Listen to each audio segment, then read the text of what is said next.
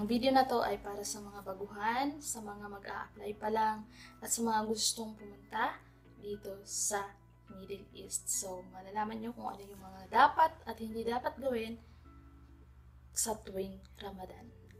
Una sa lahat, thank you so much sa mga nag-subscribe sa akin.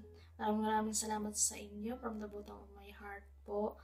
Sa mga silent viewer, sa mga nag-dislike, sa mga nag-like, sa mga nag-comments, thank you so much. 6,000 plus na tayo. So maraming salamat po. Wala ako dito kundi hindi dahil sa inyo.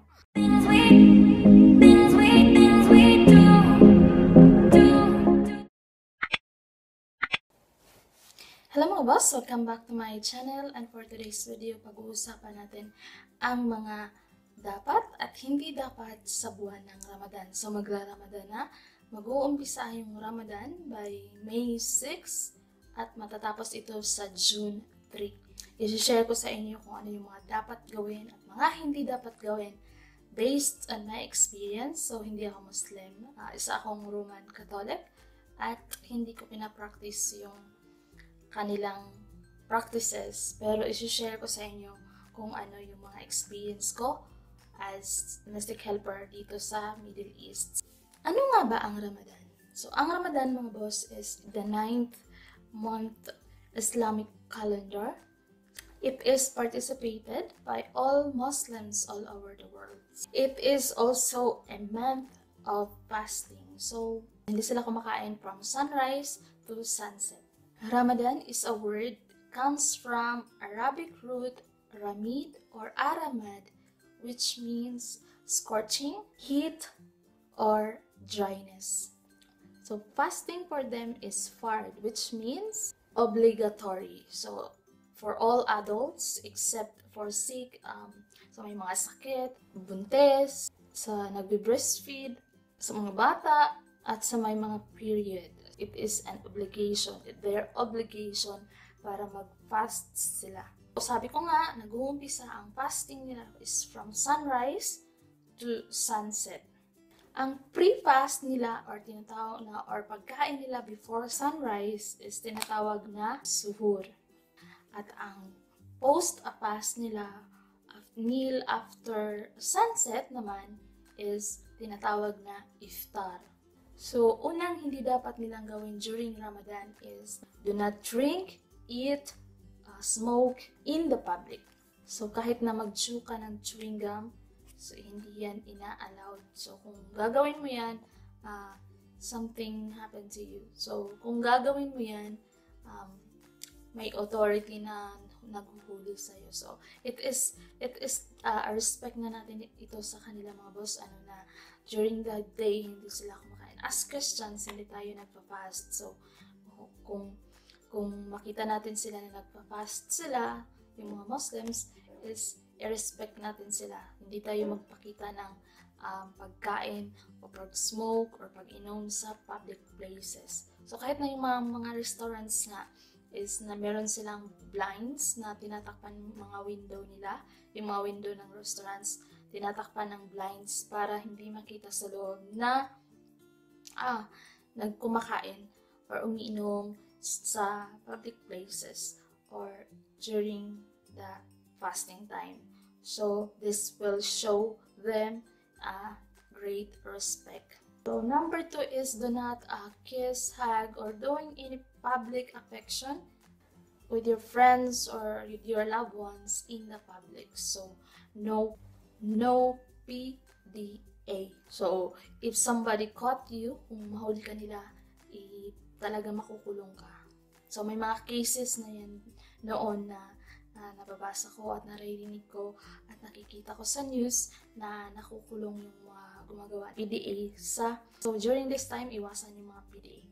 So, number 3 is do not play loud music. So, kahit naman hindi Ramadan, we are not advisable to play loud music kasi nakaka-disturb tayo sa ibang tao. This time is their praying time and spiritual reflection.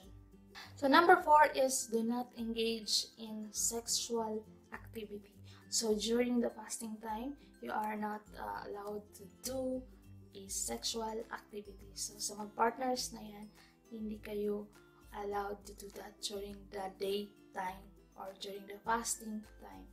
So ngayon, pag-uusapan namin natin ang mga dapat o yung mga dapat at mga ginagawa nila during Ramadan. So number 1 is dress appropriately. So yun na yun, magdamit lang ng naaayon sa mga damit nila. Yung mga lalaki naman nagsusuot sila ng thobe, at yung mga babae nagsusuot sila ng mga mahaba. Pero kung sa bahay, nagpapants sila, walang nagsushort kasi nare-respeto nga nila yung time ng Ramadan nila during the fasting time. So number 2 is do exchange greetings. So based on my experience mga boss is pag during Ramadan, lagi ko talagang naririnig is Ramadan Kareem. So before I asked the kids, what is Kareem? Kareem is generosity or generous. It means generous. So mostly talaga sinasabi niyan is Ramadan Kareem. Pero sabi ng iba, dapat daw yan sabihin is Ramadan Mubarak. Mubarak means blessing or blessed. Diba?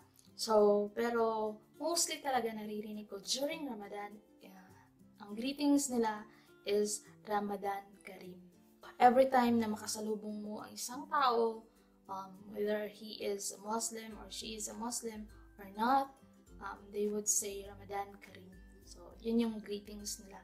So, number 3 is do charity or be charitable. So, during this time, mga boss, during Ramadan, so na-experience, based on my experience, yung boss ko is nagbibigay sila ng pagkain, food, clothing, and money sa mga less fortunate na mga Muslims din. During Ramadan talaga is, yung boss ko is, ginagather nila yung mga old stuff nila na hindi nila ginagamit or mga damit na hindi na nila ginagamit. Binibigay nila sa masjid o sa church nila. Nilalagay nila doon as donations. So, nagbibigay din sila ng pera sa either sa worker or sa friends and family nila. So, yun yung mga day ng pagbibigayan nila. Gaya sa ating mga Christians, during Pasko sa atin, nagbibigay, exchange gift tayo. So, sa kanila din, na meron din silang exchange gift during this time. So, Ramadan nga ang exchange gift nila. And number 4 is do accept invitation. So, most of the time, during Ramadan, so yung mga family ng mga friends and family ng mga boss ko is nag-invite yan to eat in their house, kumakain sa kanilang bahay. So, most of the time, during Ramadan, pumupunta kami sa mga bahay-bahay ng mga kapatid ng boss ko para doon mag-iftar nga. So, doon magkakain ng breakfast nila during that fasting time.